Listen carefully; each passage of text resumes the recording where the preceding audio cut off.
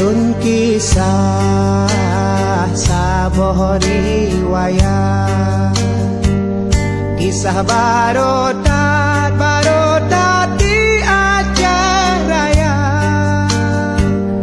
Lam karu Aceh timungan barat non barat, di saboh tempat nuno caritra.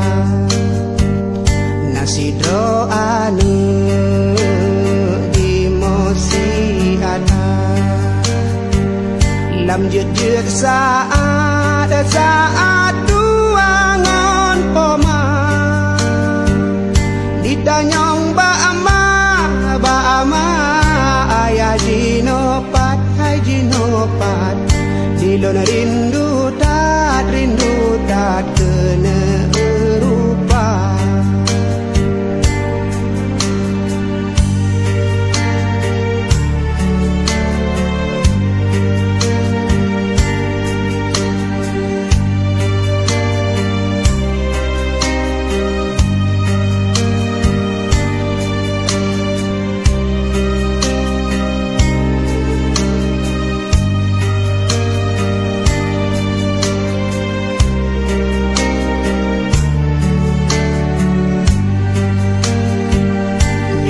Tong hudip mepat alamat, ulun jak sedot awat keraya. Nyoka meninggai mepat kejirat ulun jak siat lun baca doa. Di poma dan di ayah, lun jatuh ngupah lun bibu gata. Kanasib gedanyo kenda ba Allah, hadapi susah tetap lun sabar.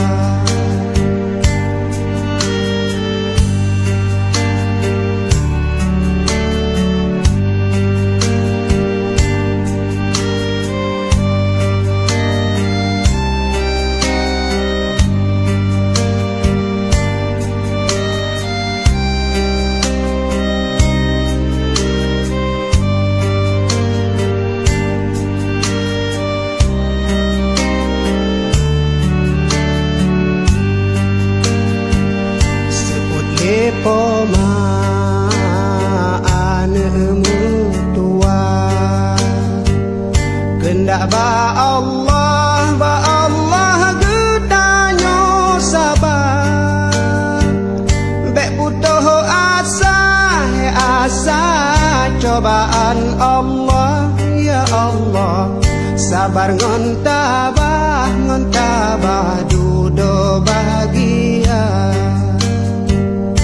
Laki doa kami ba Allah, ube musibah beletro dekat. Aceh beaman